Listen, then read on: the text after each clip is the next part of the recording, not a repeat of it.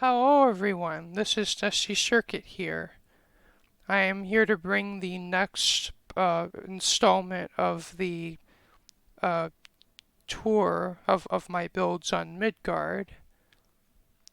And the previous video or videos, depending on how I decide to edit the video, was about my base and the farms that are connected to my base.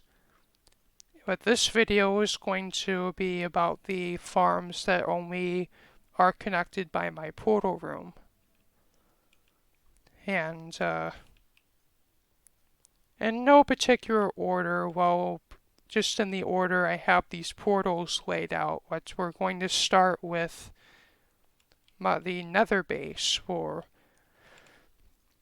I aspire to make this area my Nether Base, but I just haven't quite gotten around to that. But as of right now, it contains my honey farm and my wither skeleton farm. And over here, I have made a wither killing area. So we're basically, I summon withers here, and in such a way that the wither boss spawns in this area, and the bedrock basically traps them in this spot, and that allows me to just kill kill it with my sword, and then spawn the next wither, and rinse and repeat until I have a wealth of nether stars.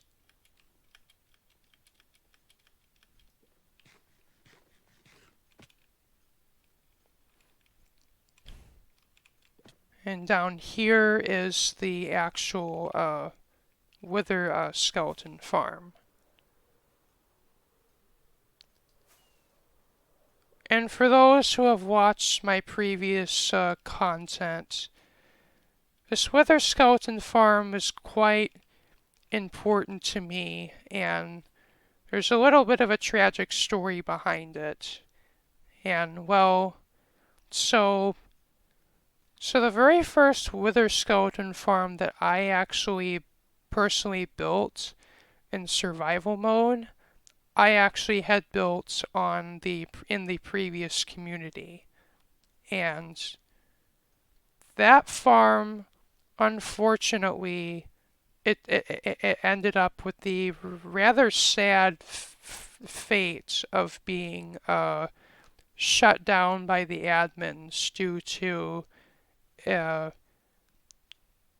basically one day when I was off the server, one of my friends had decided to or at least one of my friends that was on the protection or the region decided to well, Midgard doesn't use regions, but anyway, uh, this friend of mine had decided to allow somebody else to use the farm while I was gone.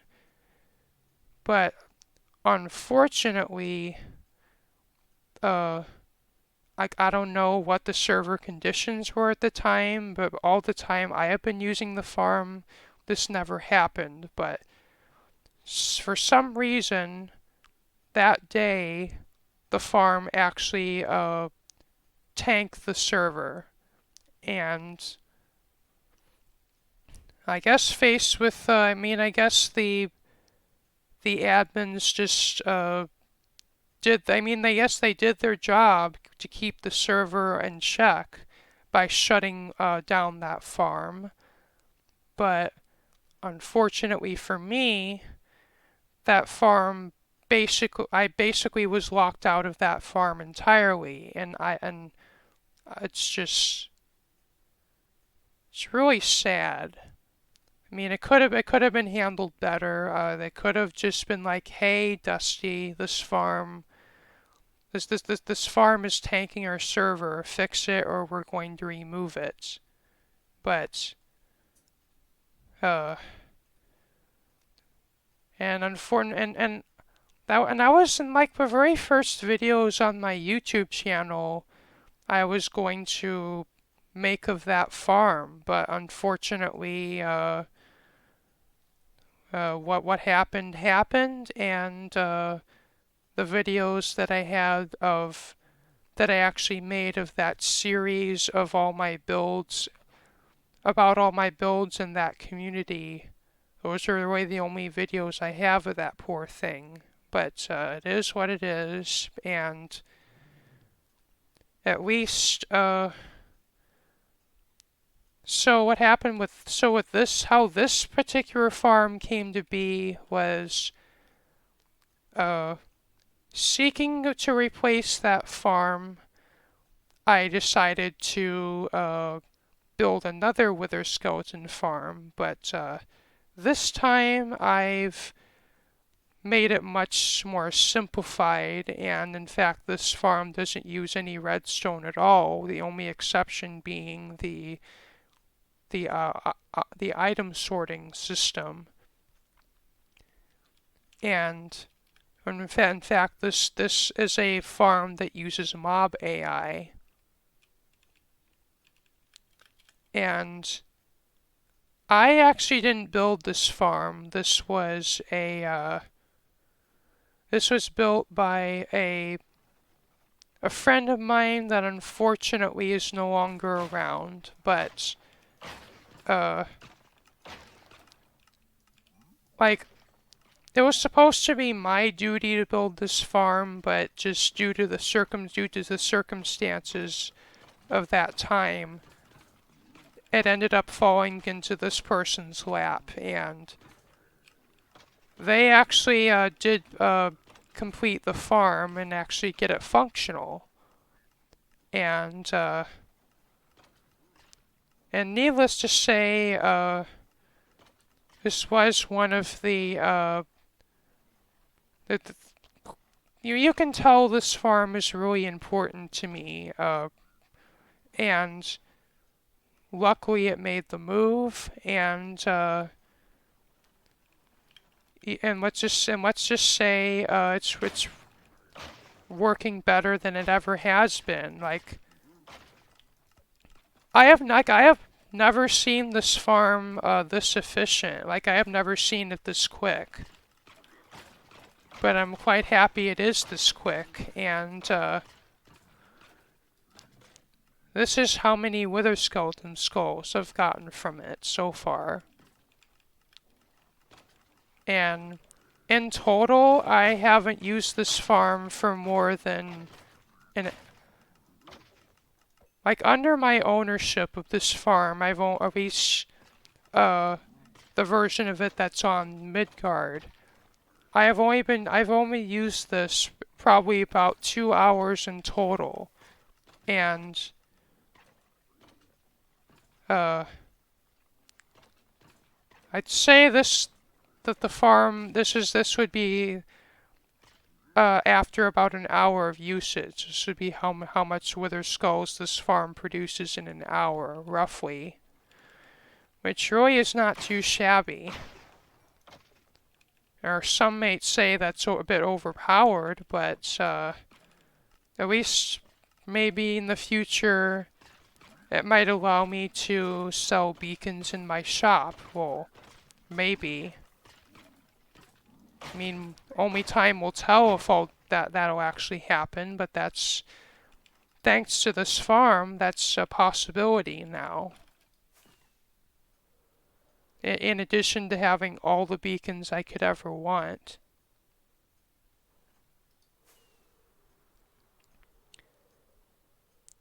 And I haven't quite finished the perimeter, or the spawn proofing of the perimeter of this farm, but I'd say it's about 90% complete. But as you saw, the farm was running pretty well, even so. So, on my own time, I may finish the half slabbing, but even in the state it's in right now, it's pretty efficient. And whenever I get around to it, I do plan on turning this area into a nether base. But whenever I build bases in this game, they in order for them to be a base to me, they always have to have they always have to have some functionality to them, and at least having the honey farm and the wither skeleton farm at least will give the nether base functionality. And the reason I have my bee farm in the nether is uh, the bees actually I think they rest during the like if it's rainy, like if it's rainy weather in the game, but putting the bee farm in the nether or the end alternatively uh would bypass that and just allow the farm to run at its full capacity all the time.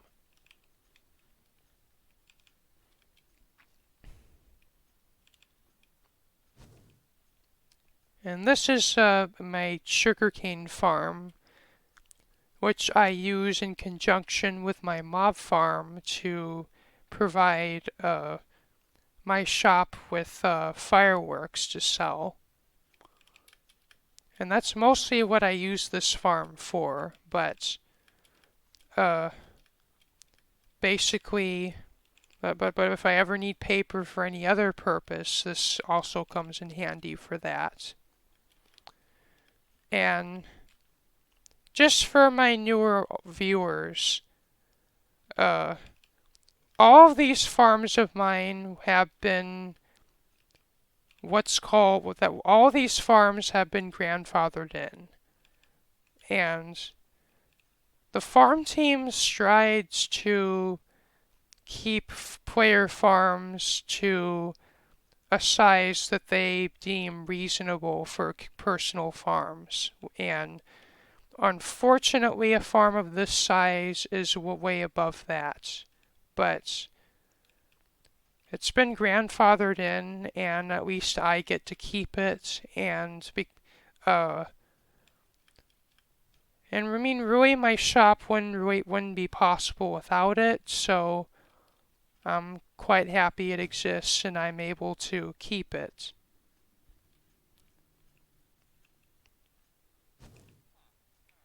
And this is my melon and pumpkin farm, which I use to trade for emeralds. And like the uh, and this was also grandfathered in from the previous community. But even so, this farm has a bit of a history in which it did cause lag issues. But a member of the community that unfortunately isn't on Skade, or at least isn't on Skade as of yet, uh, made some modifications to this farm. From what from what I understand, if not for his work, this farm would have failed, and I would have I had to downsize this farm considerably from where it is right now. But thanks to their at least their knowledge of making redstone server friendly, this farm has been saved, which I'm quite thankful for. And these villagers are a more recent addition that allows me to do trading on site as opposed to doing my trading in the community trading hall. But if I'm gonna obtain books for my shop, I still go the trading hall for that. the community trading hall.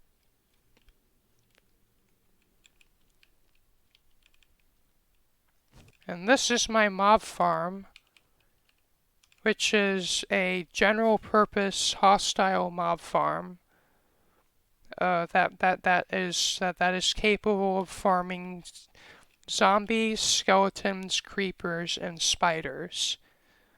Though it being in a desert biome, the you get more creepers, spiders, and skeletons from this thing. And it also has the benefit of being a witch farm as well, although the rate at which witches spawn in this thing is not really that great. Though over the several hours I've been AFKing at this thing, I did get this chest filling up with witch drops. And I mean, I'd rather have them in. At some point, I am going to submit a witch farm, but at least for the time being, this is a witch farm, albeit a really slow witch farm.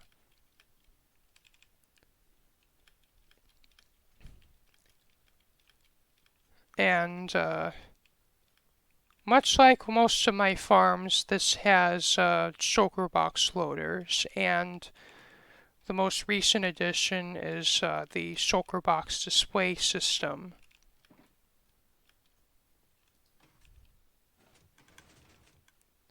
And for a while, I haven't been able to fill my farms with shulker boxes, but now that we have the community shulker farm, I finally am able to do that. Which I will do once I finish making this video.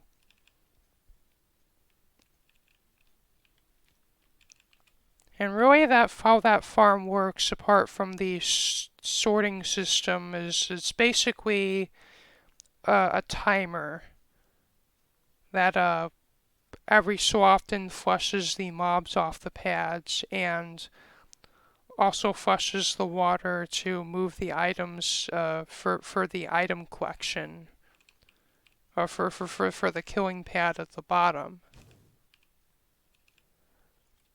And much like the community guardian farm, the community mob farm was inspired by my mob farm.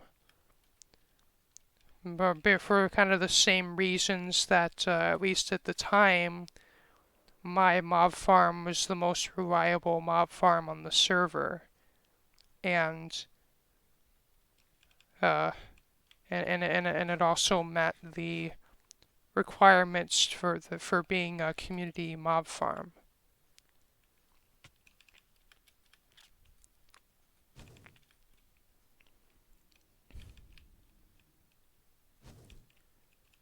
And this is one of my more recent submissions. It is a ice farm, which is automated, which would be a fully automatic farm, if not for the need for the player to mine ice blocks.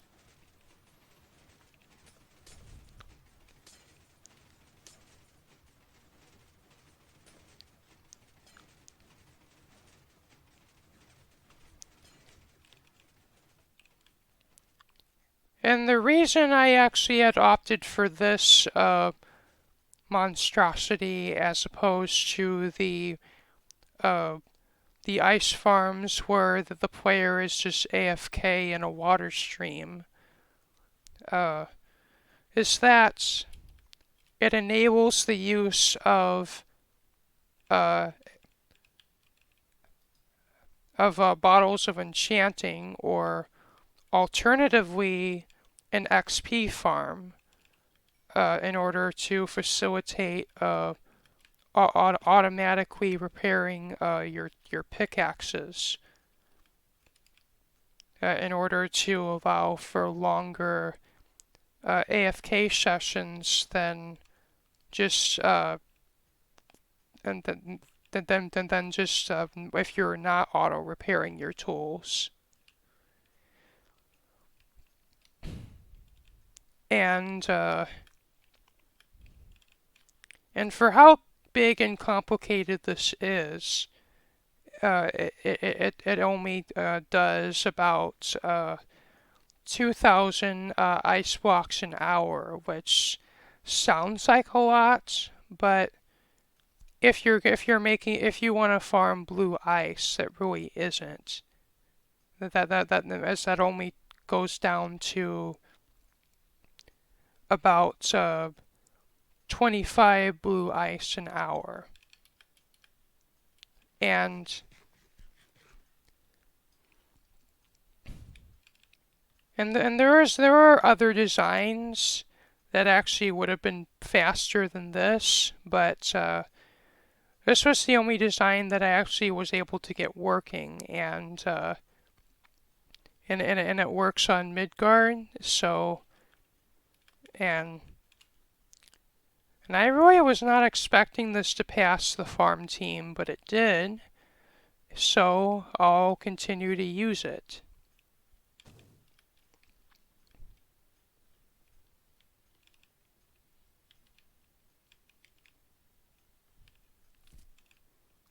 And that's really it for my other farms, although I do have this is intended to be my mining area, but I haven't really done any mining, as you can see. And this is a mushroom island that a player was nice enough to give to me, but I haven't actually built anything there yet.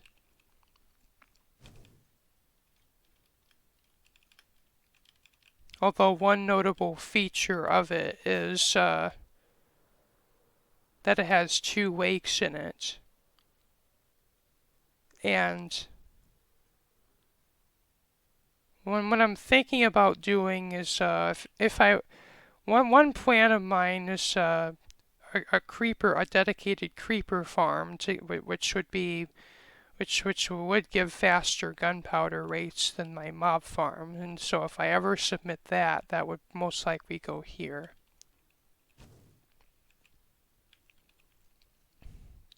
And this is an area I have for netherite mining.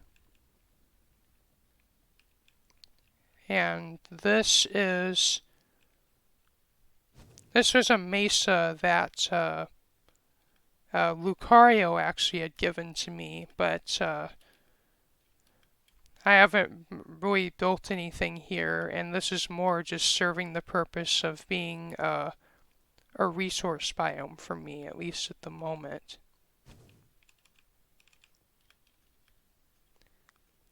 And this is my birthday build,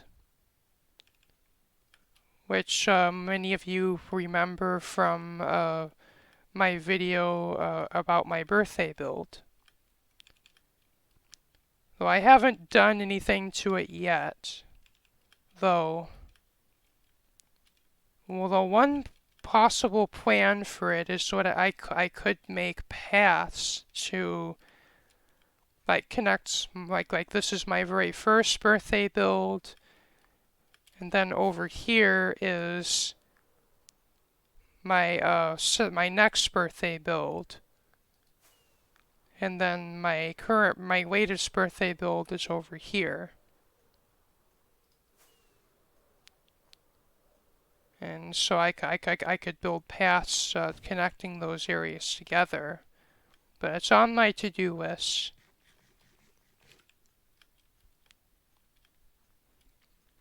And before I end off this video, I want to discuss some of my future plans, at least for my base. When Midgard goes to 1.18, one of the changes Mojang actually have done to Minecraft in 1.18, and it's something that I'm very pleased that they were able to pull this off.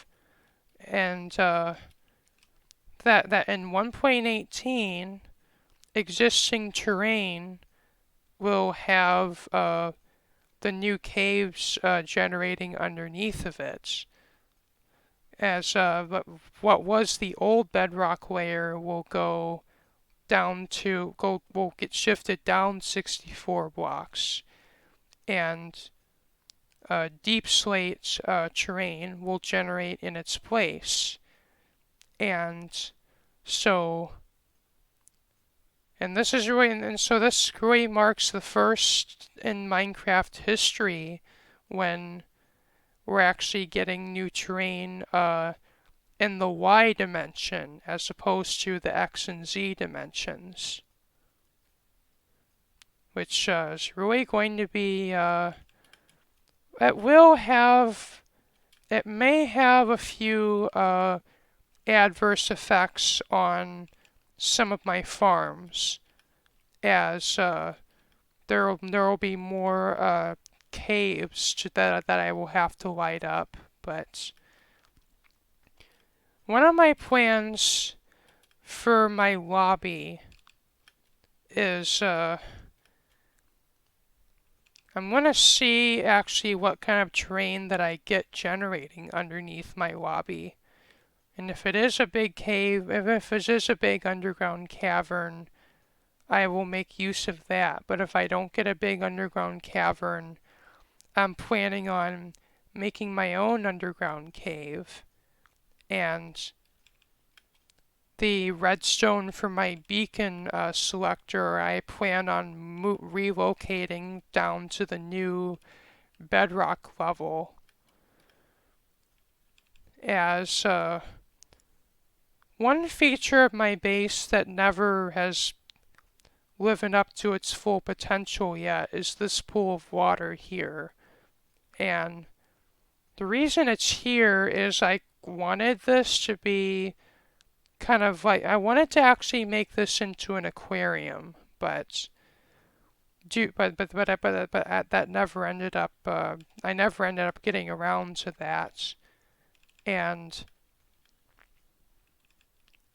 when I actually relocate the beacon redstone, that would actually give me more space to make this area a bit deeper and actually build this into a proper aquarium,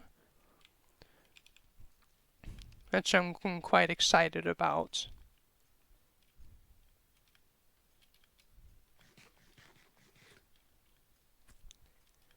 And I may have said that I was going to start a new base in 1.18, but it's just the way I play this game. Building a new base would mean more new farm submissions, and just due to the amount of time I've been having to wait for my submissions recently, that unfortunately has just kind of been a deterrent for me submitting new farms. And at least my hope is 1.18 will bring more players to Midgard and thus allow farm testing to recommence. And yeah.